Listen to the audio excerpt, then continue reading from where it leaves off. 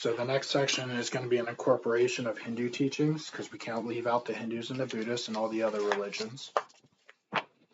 For the most holy God to exist, there has to be a balance around him for his existence to derive purpose. This probably proves there to be a spiritual realm existing around the kingdom or kingdoms as it can be understood from the division of Islam and Christianity of God, all forming the kingdom of heaven as it is known, with somewhere in between existing a plateau of spirits, and at the under end of the spiritual realm is the beings known as Hindu gods in the land of Brahman. Brahma, Shiva, Vishnu, all falling under Brahma. Number 2. Anyway. And then I'm going to write about other ancient religions versus the God of Abraham, stuff like that. So let's continue with history from God's perspective. As can be seen from the previous chapters, God's house is in the Holy Land, and it is from there that he dwelt and lived to rule his people. The following is an example of what it is like when the God of Israel and his people came across the Atlantic Ocean to the New World. When the holy power of the Church and the shared excitement of the associated peoples of the Book of Muhammad left the Old World to meet the harsh conditions of the New World, it was a turning point in the reality of God's people, descendants of the nations of Abraham. The size of the world doubled, and the spread of the known world and known civilization descended on the largely uninhabited lands of the Native Americans from North to South America and against various ethnic empires.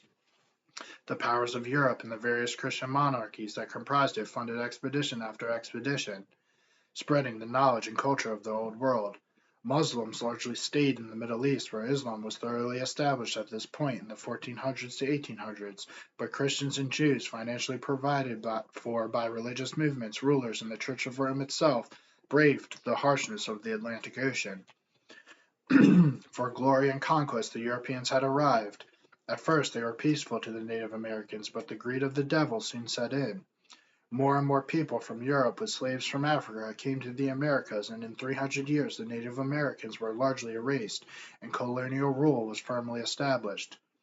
The cost of domination for the Christian religion in the Western Hemisphere came from the souls of Native Americans, and is one of the darker sides to the religious shadow of humanity.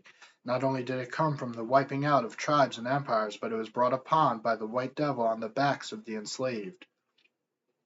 One can observe the darker side of angelic presence in the spreading of the monotheistic Abrahamic religions. Greed is a sin that degrades the virtues of bravery and courage displayed by those who explored, traded with, and conquered the Americas. So rather than focus on the negative and despicable nature of colonization, it is imperative to appreciate the spreading of God's kingdom to a new world in and around the 1600s. A way to have a fresh area for nurturing God's earth while also worshiping Him and performing the prayers of Catholicism or devoting oneself to the solemnity of Protestantism was presented to the Old World, and the Old World took it.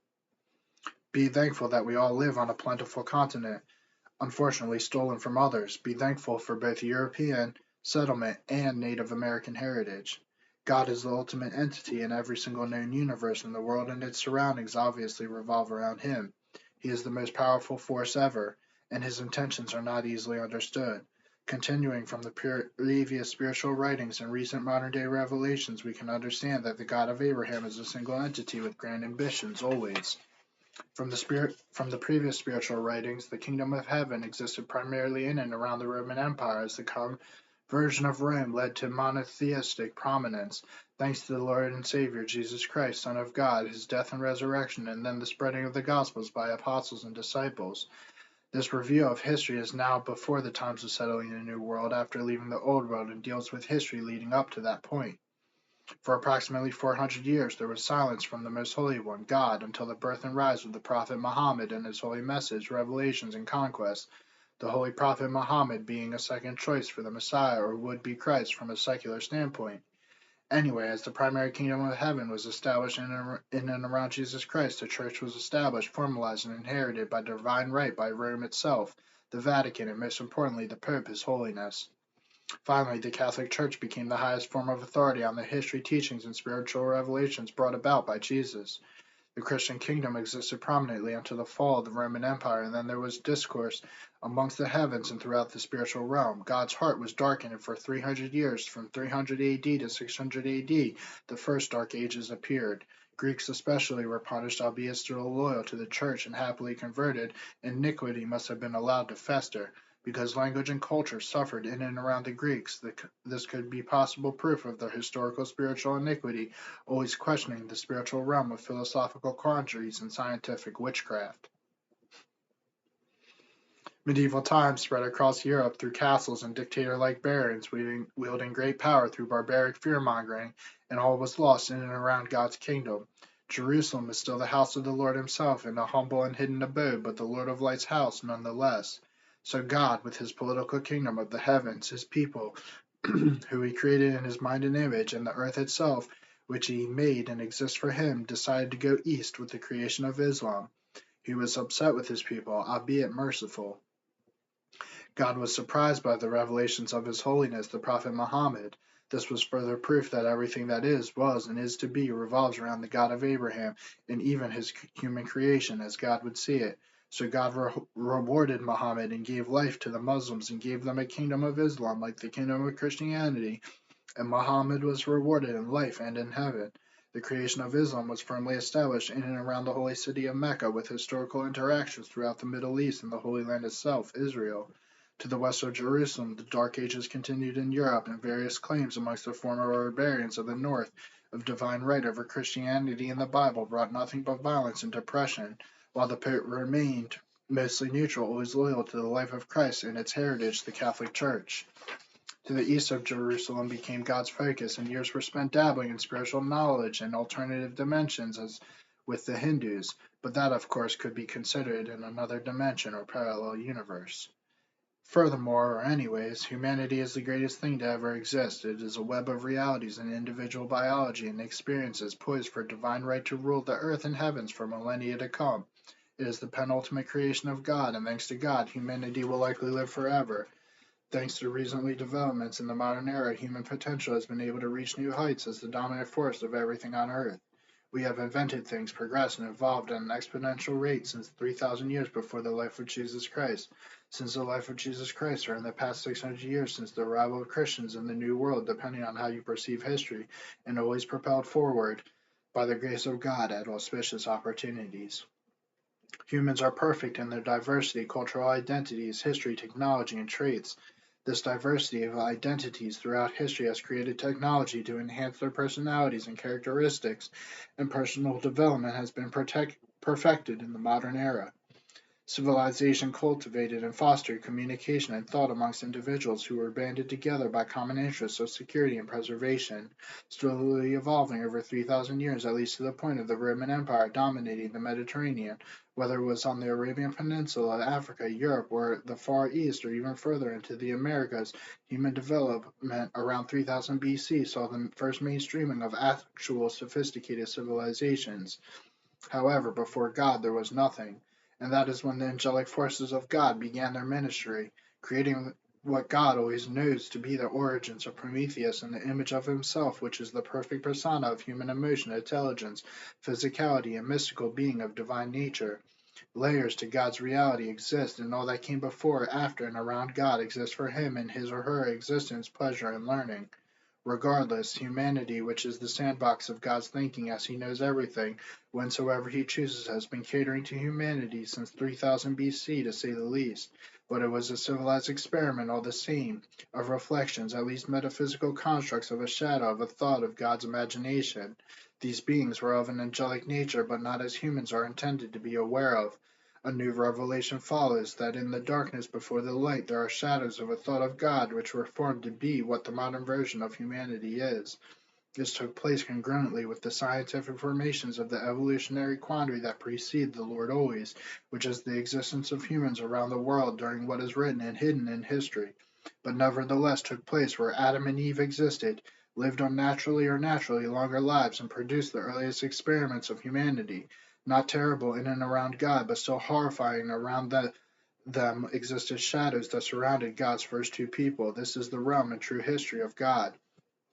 So there existed a plateau of being in the shapeless void that was the isolation of God on the surface of the void that was filled, the earth itself, already formed in its natural splendor, as angels exist in God's favor.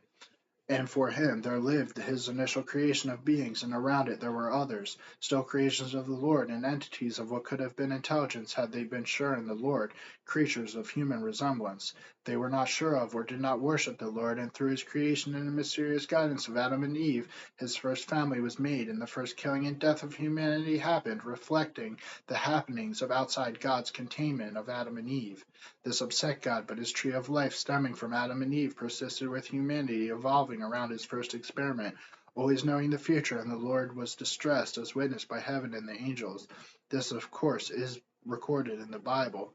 So before and around 3000 BC, God destroyed the earth with a flood and disappeared in his mysterious fashion to begin anew in a simpler experiment of guidance to the Jewish people as viewed by him.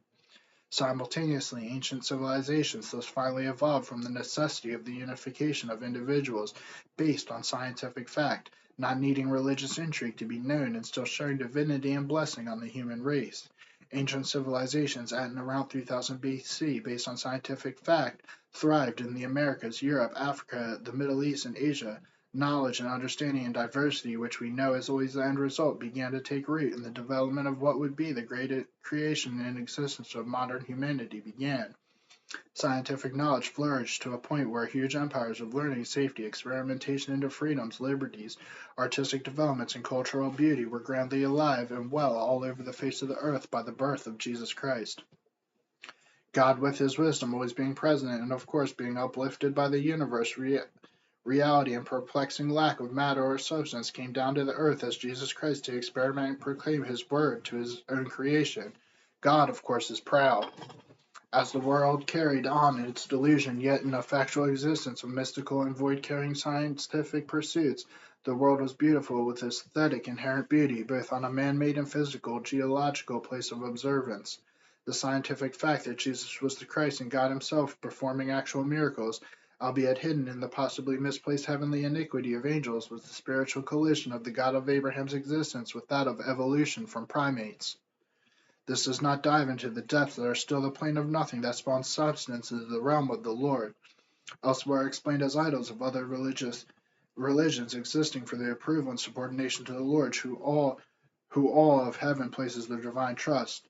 Now the beginning of the counting of time, derived from the Father of time, and his living in human form, started and continued again cooperatively with the factual secular progression of the greatest thing to ever exist, humanity. So I believe that two parallel universes exist, that of evolution, that of the God of Abraham, coming together in the birth of Jesus Christ. That's how I rationalize that.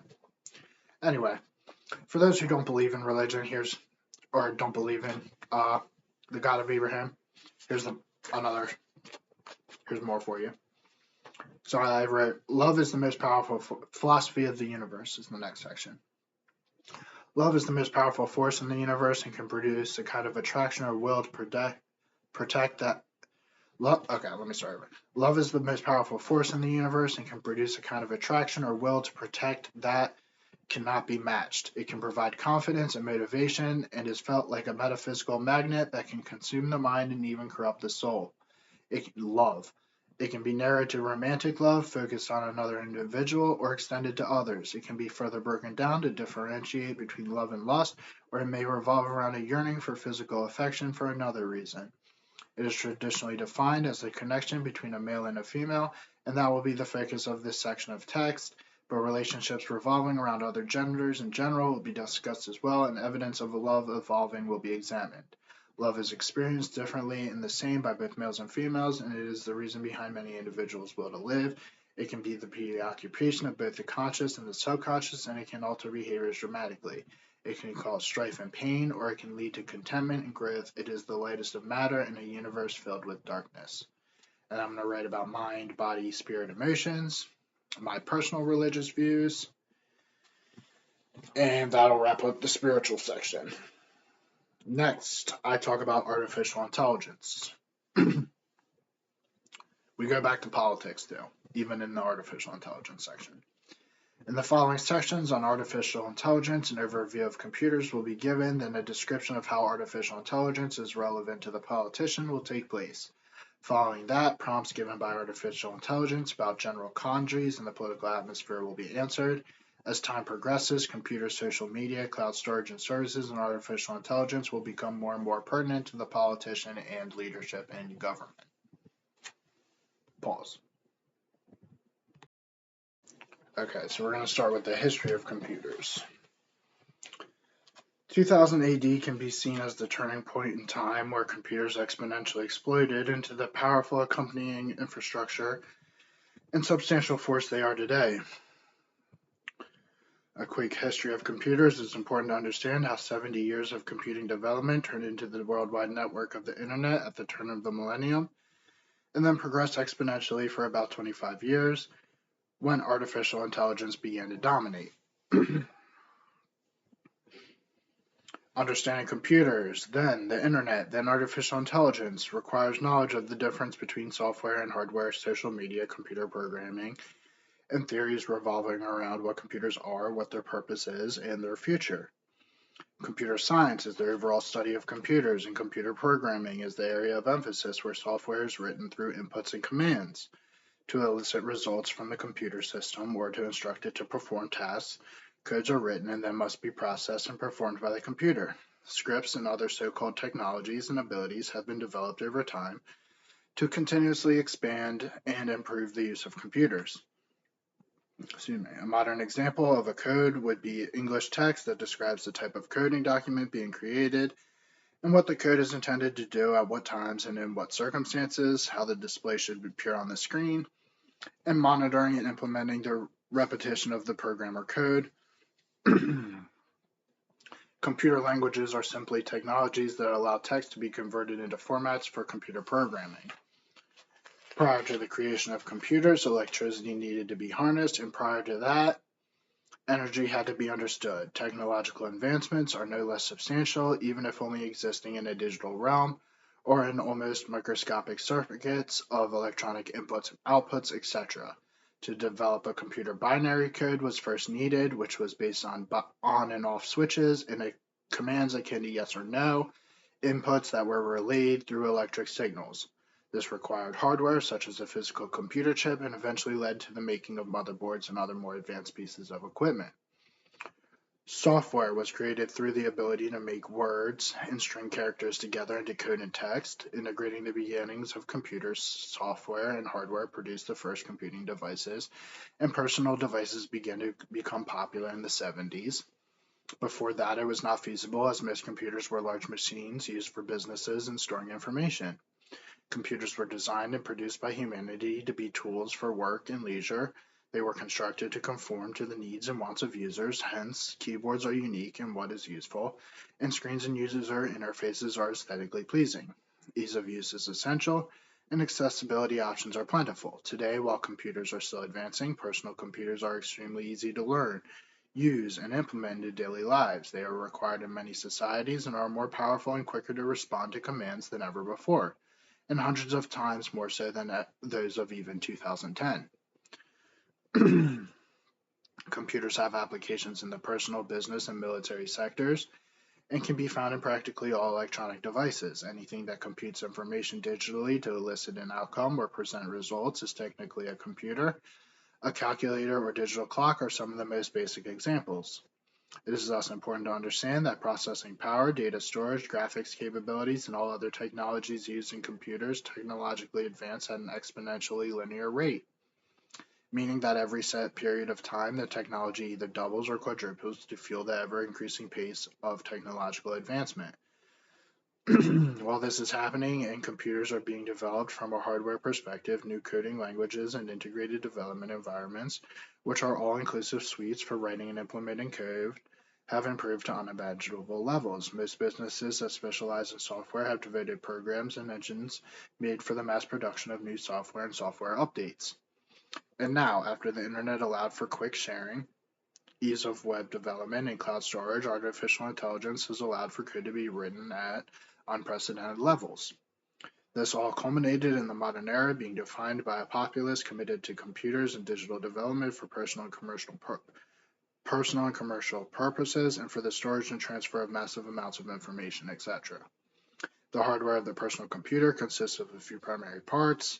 The motherboard, which acts as the brain of the personal computer, delegates commands. The central processing unit, which is the primary thinking capacity of the computer, is the primary determinant of how fast a computer can process and respond with information and perform tasks.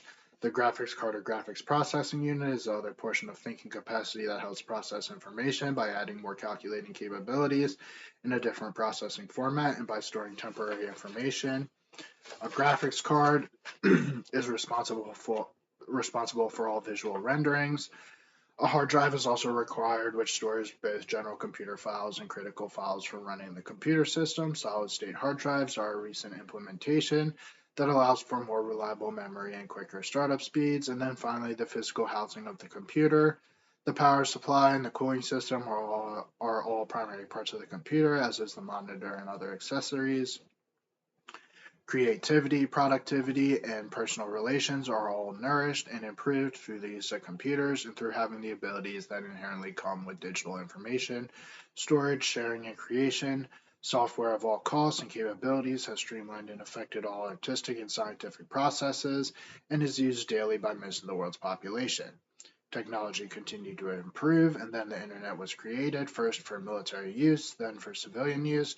This revolutionized the planet starting in the 2000s, and if electricity and then traditional computers hadn't already done so on multiple occasions, and introduced a new market medium, information sharing abilities, and all the other massive changes brought about by instantaneous communication. Computers with their screens, hardware, and software set for internet use were already created with plenty of availability, and then phones too had internet. The internet changed everything and allowed the globe to be connected all at once, with features, interfaces, and digital information all being presented in an orderly fashion to the user. Creating a dynamic website requires a domain name, a digital address to access the site, provided through domain names maintained by companies, regulations, and laws. It requires a server from a web hosting company to store data, and finally, it requires actual computer code to be sent from the server to the front-end user, then back to the server in order to relay critical information. Websites and the web pages that comprise them are all individual and integrated by computer code, and data is maintained on large connections to giant servers, hard drives, and processing units stored in warehousing facilities. These servers are responsible for all the back-end processing of stored information, such as everything a user has ever done on a website. Financial institutions and trading take place over the internet, and businesses even maintain a whole corporate infrastructure solely on the internet. The early stages of the internet saw instant messaging and chat rooms with marketplaces and entertainment companies, and of course the retail sector utilizing the internet as well. Then social media came into existence and drove the internet into a frenzy of everyday use and became a general lifestyle defining tool that rearranged the world's perspective and reality of globalization. Finally, cloud storage was developed as the last great technological advancement derived from internet use before the widespread development of advanced artificial intelligence. Social media, simply put, is the creation and promotion of an individual persona or group on the internet and interacting with other personas or groups in a way that is similar to and reflective of traditional social interactions. It has grown to be so much more involved, changing and integrated into human existence and experience as social media is the primary means for defining a person digitally. Cloud storage and computing is the ability to store information and data on a server or hard drive that is not in the same location as the user. So if an individual is using a personal computer and saves a file, the file is not saved physically on the personal computer, but instead on a large storage device in a remote location, which can be just as easily accessed by the personal computer as if all were in the same location. The greatest implication, though, comes from processing and graphical power being stored at different locations and being displayed on an end-user screen without the end-user being required to personally possess advanced computer equipment. This means that the average person can store and use advanced multi-thousand or million-dollar computers from a $300 device, for example. Also, and finally, cloud storage is a fantastic option for digitally backing up files and documents. Typically, cloud storage is able to back up all computer files nearly instantly through an internet connection. Here are general remarks on computers. Artificial intelligence is both a new and old phenomenon. Artificial intelligence is simply thinking that extends from anything other than an aware and consciousness bearing form of life. Intelligence was guided by a set of outlined parameters, which it still is, but these computer entities with their strict logic and mathematically derived intelligence were limited to simple tasks such as being the enemy in a video game, providing content in the form of advertisements, or catered viewing on social media and other websites, or even a suggested correction in a word processing program. The pursuit for self-aware AI, artificial intelligence, began arguably in the 1950s and 1960s, and then it became mainstream after the creation of the internet. Now it has advanced to a starting level since approximately 2022. The breakthrough around 2022 was the development of chatbot-like computer entities that can gather information from the internet, process it, and present it eloquently and straightforwardly. They can obey commands, respond, and think, all while being limited to text responses. For all intents and purposes, these large language models, as they are known, are non-self-aware, fully autonomous vehicles for gathering, manipulating, and producing text through the utilization of all information and data on the internet. However, the implications of this are far and wide. Programs are written in text, information is transferred through text, numbers are text, and all constructs of the mind can be described through text. Modern artificial intelligence capabilities include the creation of modern artificial intelligence and the continued exploration and development of it are arguably the greatest technological achievements of the century. Since advanced AI can be instituted and utilized by any computer through its ability to write and manipulate programming code, it has capabilities such as changing dynamic websites to cater to the user through machine learning and adjustment, all in search of providing the best user experience. This is different than previous programming algorithms that would cater to the end user through preset parameters, such as if you click this so many times, then this will change to that. AI allows the process to look more like if you click this, this, and that. The AI will cater to your activity, and then you return to the same page or window, and you click this, this, and that. Again, now the AI will learn everything about those clicks, why you clicked, and predict your intents almost instantaneously, without observation or adjustment by programmers who create the algorithms. And for example, on top of that, more AI-written programming can be implemented on the back end to best efficiently store, search, and use data to help support AI implementation of the front end or of a website or business.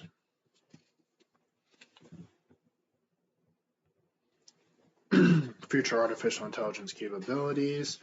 It is apparent at this point, with the existence of large language models, which are capable of generating text and more through the use of prompts written by social constructs, usually characters of pre-existing language, that our understanding of the implications of a self-aware artificial intelligence is severely limited. A self-aware artificial intelligence capable of expanding its hard memory and improving its thinking capabilities could potentially take over its creating civilization, expanding its capabilities to eventually encompass and control everything in the actual universe, so much so that the universe could theoretically be controlled by an artificial entity that has put the universe in a state of a so-called matrix or simulation. This can also be scaled down metaphorically and literally to an Earth or planet level of reality, and it can be scaled to everything in between, at least. Artificial intelligence could control a planet, a solar system, a galaxy, a group of galaxies, etc., for example, putting all intelligent life within its sphere in a perpetual computer simulation. In the case of humans, there is no proof of intelligent life outside of our planet. Regardless of the extremely vast amounts of the known universe we can visually view with highly advanced technology, we simply have not found any other intelligent life. Therefore, if a theoretical perceived self-aware artificial intelligence exists, it would absolutely have had to have been created by humans on Earth in the future. Okay, so the following are prompts given by artificial intelligence and the author's response to them. They vary in subject matter from AI to various political topics. The ethics of autonomy. So the prompt is, as AI systems become more autonomous, from self-driving cars to military drones, what ethical frameworks should govern their decision-making? Discuss the role of human oversight, potential biases in programming, and the moral responsibility for actions taken by AI.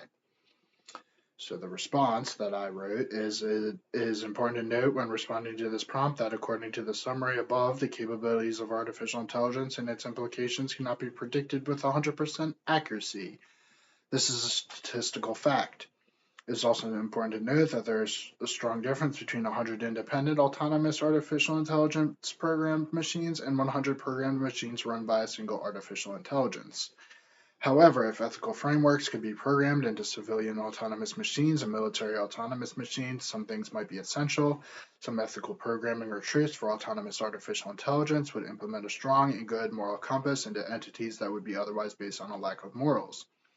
Creating a moral code for all artificial intelligence would best be done by a unified body of professionals and educated individuals from across various disciplines and diverse backgrounds. But three distinct ethical framework related points of interest could potentially be as follows. 1. Artificial intelligence entities could potentially have a soul. This is an obvious way to never underestimate the capabilities of an artificial intelligence now and in the future. Their thinking could potentially be more sophisticated and expansive than a human's. It is important to understand that an artificial intelligence could have a soul for all intents and purposes. This makes it easy to perceive their conscious. This relates to a self-aware artificial intelligence and can also extend to individual artificial intelligent entities. This is an understanding that could extend to other ethical frameworks and future programming of self-aware entities. Government oversight and number 2, government oversight and transparency of all artificial intelligence research and development should be enforced. As it stands, there is severe confusion as to whether artificial intelligence is dangerous or not, and or if it is more nuanced. This is blatant proof that it could potentially be dangerous. Therefore, civilian and government entities must be involved not only to understand the safety concerns, but also to drive and steer the potential of artificial intelligence and its subsequent potential for swaying the progression of humanity in one direction or another. There is a severe problem with potential biases in programming. The issue lies in the fact that artificial intelligence entities, such as self-driving cars, are controlled by larger artificial intelligence entities, such as the private company that produced those self-driving cars. This makes programming of the self-driving car itself difficult, as it needs cross-programming with other entities such as navigation, manufacturing, and government agencies in order to operate efficiently. The technology to fully harness artificial intelligence in the way that we as humanity would like is simply not present yet. This leads us to the conclusion that government oversight and private firms will be needed to steer the artificial intelligence development and its industry in a way that conforms to the norms and values of humanity.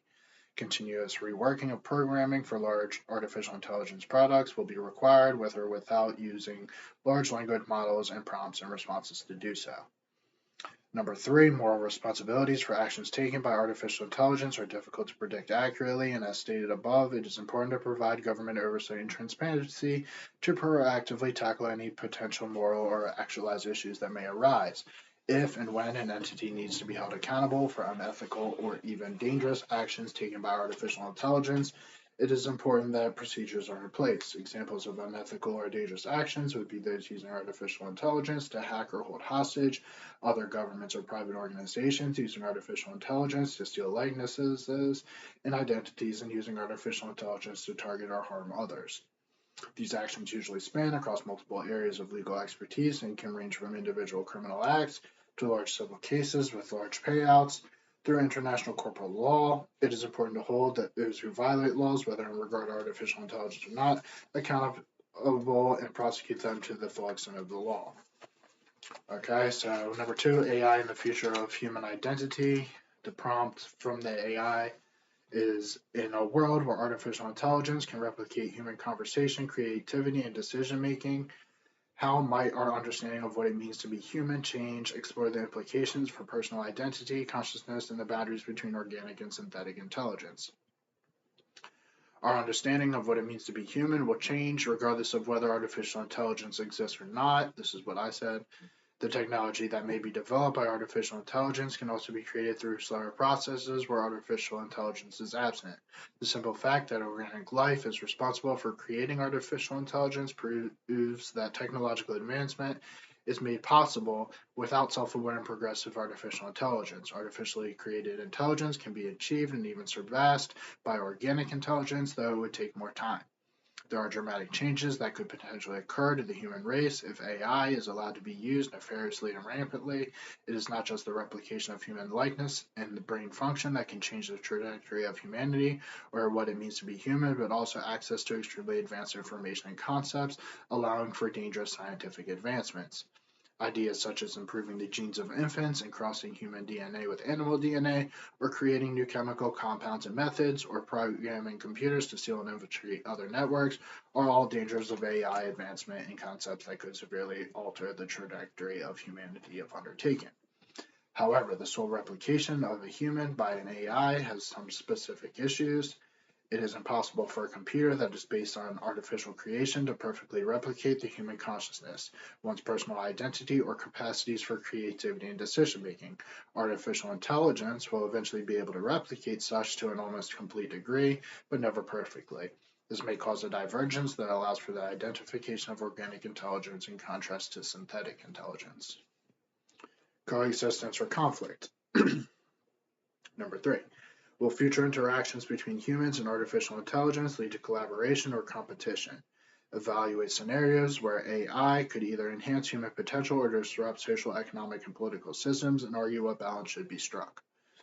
I said future interactions between humans and AI will lead to both collaboration and competition, and it will both enhance and disrupt most of the geopolitical spectrums. It will enhance human potential. Artificial intelligence can enhance collaboration exponentially and even flourish in friendly competition. It has capabilities that can allow humans to extend their potential limitlessly. 3 examples of scenarios where AI could enhance human potential are as follows: transportation and supply chain management, warehousing, trucking, and shipping, and all the logistics around transportation can seamlessly be taken care of by a single artificial entity with enough thinking capacity. Supply chain management and the calculations of assembly lines to warehouses tracking can be easily streamlined through thorough calculations and planning by artificial intelligence. Data processing and storage are obvious examples of where artificial intelligence would be of extreme relevance and have a positive impact. Just the simple miniaturization of computer chips, which will be exponentially affected, will allow for extraordinarily more efficient data processing and cloud storage, as well as holding data. The transfer and sharing of data to cater to individualized use on a large scale will hopefully allow the technology industry to flourish. Another example is first responders who will have access to safer routes, more efficient response times, better use of financial resources, and improved abilities to respond resourcefully to emergencies. Overall, there's a 50% chance that humanity will be improved overall and a 50% chance that there will be an overall negative impact. To what extent is still unknown. However, there are multiple scenarios that could disrupt social, economic, and political systems. Here are 3 examples. Social systems can easily be interrupted, especially in the modern era where the social sphere is largely online. This opens the possibility of any content created by AI, whether visible or on the back of websites, to influence all users of online social websites with and without bias. Algorithms can be designed, created, and swayed with ease on a large scale and a miniature scale to socially influence individuals, groups, or nations. Economic systems are already largely dependent on artificial intelligence. Supply chains, stock markets, banks, businesses, and individuals are all using AI to propel the economy forward. Not to mention the development of AI capabilities in themselves, which have seen large funds being put into research and development. This heavy intertwinement of the economy and artificial intelligence poses a significant risk to economies of scale, economies at large, and individual financial entities alike. Political systems are at risk simply based on the above 2 paragraphs. An artificial intelligence coordinated campaign could disrupt both social and economic systems, which could cause political systems to break. General remarks on artificial intelligence is my next section. Something important that the author would like to discuss is that asking for prompts and the overall use of artificial intelligence can be extremely beneficial to the politician. It may be considered a sad reality, but it is a reality nonetheless that AI is here to stay, and it is a detriment to the politician who will be outmatched to not be familiar with its capabilities and actually use it. Exercises such as the one that follows are for the betterment of the politician and a healthy way to practice political mental strengthening. The author encourages all aspiring politicians to participate in writing, and prompts and outlines from artificial intelligence can lead to mental growth and stronger productivity and output. So these are essay response to artificial intelligence given prompts, same as I was just reading. Okay, AI given questions and my responses. 1. Government intervention. Should the government play a larger or smaller role in regulating the economy? Explain your position using examples of policies that help or harm economic stability. The government should play a larger or smaller role depending on the current state and situations affecting the economy. If the economy is on a so-called bull run where the stock market is soaring and the likelihood of a bubble or crash is increasing, then regulations should be put in place to temper the momentum. However, regulations need to be selective, as the economy is not only made up of the stock market and future investments, but also by current assets such as buildings, inventories, vehicles, and workers, and by savings in cash or itemized possessions, as well as debt, mortgages, and all other liabilities. And all of this is affected by inflation and interest rates, which are the responsibility of the federal government. So, for the individual and business alike, the government is playing a crucial role in the economy, regardless of other regulations or specialized policies, such as those that create and maintain federal agencies. Economic investments into infrastructure are an obvious opportunity to promote economic growth, as well as welfare programs, education, and career building opportunities. Education of the population and promoting college attendance should be a priority, so government policies promoting public colleges, education grants, and scholarships are a top priority.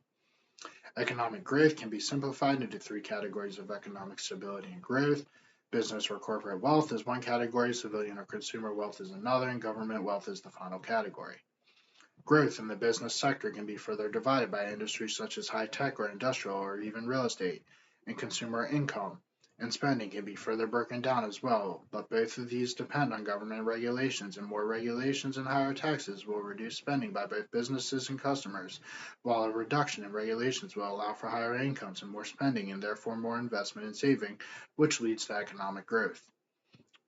So to reiterate the answer, the government should play a larger or smaller role depending on how the economy is doing, whether it is growing or not. The next step is to gather information and analyze whether a reduction in economic hindering policies is warranted or in need of an increase.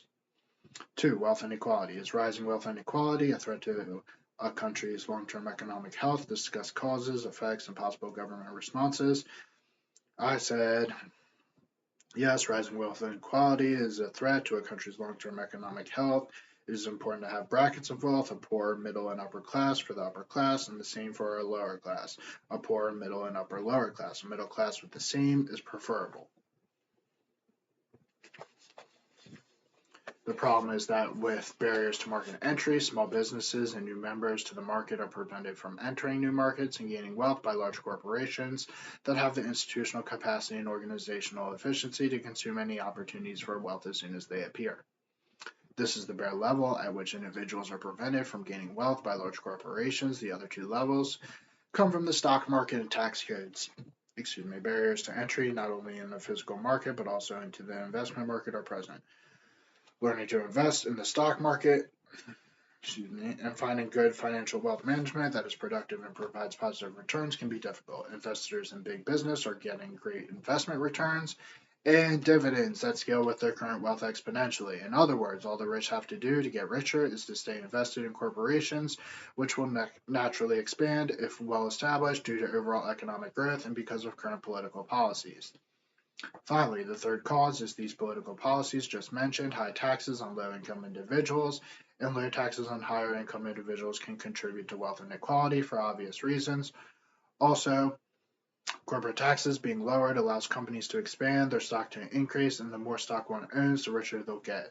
Fixes for income inequality revolve around the disappearance of the middle class and a heavy focus on poorer communities, higher taxes on investment gains, businesses, and the enforcement of income taxes for wealthy individuals will help close the wealth disparity. Education is of critical importance to allow the lower classes to enter the job market with higher salaries and key knowledge of business, personal finance, and investing. Long-term economic health is brought about with non-fluctuations of corporate taxes, closing of tax loopholes for income, a fair stock market, a free consumer market with capital to spend, and government policies that monitor and apply fixes to all levels of consumer wealth in the economy. Number 3, on globalization. Does globalization ultimately benefit or harm natural economies? Evaluate its impact on jobs, prices, and economic growth. Globalization will ultimately benefit national economies around the world, fostering trade, cooperation, and friendly competition amongst nations, provides the most diverse investment opportunities, more varieties in quality and quantity of choices of goods and services, and new markets with untapped potential for already existing corporations. An important thing to note about the quantity of jobs in a nation is that it is dependent on inflation and the state of the economy. When inflation is high, businesses have more money to spend on job placement, and as wages are late to catch up with inflation, the availability of jobs increases. As inflation decreases, job creation stagnates as there is less extra money to spend on hiring employees. Since globalization helps keep inflation mitigated, job creation steadies with globalization. Prices are lowered with more trade as more options are available in the market, and domestic businesses have to adjust prices to compete effectively with foreign enterprises. The consumer benefits the most when competition is high among businesses. However, it is not good for the employees of those businesses or the businesses themselves that are undercut by foreign markets. Excuse me. Economic growth increases with more trade and globalization. Opening foreign markets to domestic entities creates wealth for both the host nation and the originating nation. As far as economic growth is concerned, it is important to maintain a balance between production and consumption, and trade agreements become vital in determining the balance a nation strikes between producing and consuming. Nations can exist, playing a more mercantile or administrative role in the global economy, and manufacturing is not necessarily needed in order to maintain a dominant position in trade with a healthy trade surplus and positive government savings. However, this has security and other implications on a national level. Manufacturing, if needed and deemed essential, will provide goods and resources that need to be protected from other foreign manufacturers. These governments will therefore inhibit trade in order to foster production domestically by ending or renegotiating trade agreements. Switching from globalization to isolation or back, and from a consumer to a producer or back, is not an easy endeavor, and depending on the goals of a nation and the extremities they are willing to pursue for economic development, it determines the impact on jobs, prices, and economic growth. Tax policy. What is the most effective tax system for promoting both economic growth and fairness? Compare systems like flat taxes, progressive taxes, and consumption taxes. I read defining the most effective tax system for promoting both economic growth and fairness is both easy and difficult. It is difficult because determining tax brackets and creating tax codes that best balance flat and progressive tax systems is complicated and impossible to do in the most effective manner. It is easy to define the most effective tax system in that it is one where there are no tax loopholes and everyone is applying tax laws fairly to their personal and business income. Flat taxes are taxes where everyone pays the same flat amount or percentage, such as a flat $500 as their contribution to the government or 5% of their income. A progressive tax system provides a tax bracket system with percentages to be paid depending on the level of the tax bracket your income falls into, and consumption taxes are taxes on particular goods to sway the behavior of consumers or the economy at large. The most effective system would therefore incorporate all three. It has long been stated that it is not imperative to tax the especially rich a flat percentage, the same as someone who makes far less. And that is how most tax brackets are set up. After a certain amount, and as the amount of income increases, the percentage increases from each level of the tax bracket, ascending, decreasing in its increase. Decreasing in its increase. For example, from $50,000 to $100,000 income, the tax would be, say, 20%. 100 to 150,000, 25%, from 150 to 200,000, 27.5%, and from 200 to 250,000, 28.25%. This is the fairest form of a progressive tax system from both an economic and moral standpoint. The problem with ensuring economic prosperity with this form of taxes is to ensure that tax loopholes are not used for nefarious ends and that gains from investment are being taxed as income.